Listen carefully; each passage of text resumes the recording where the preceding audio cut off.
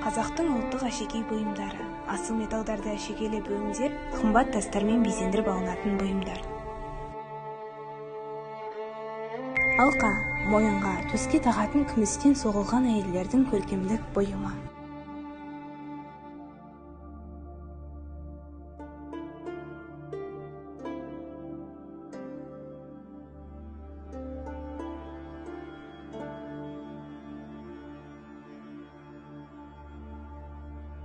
Сақина, әйелдердің саусақтарына тағылатын зергерлік бұйымдардың бір түрі.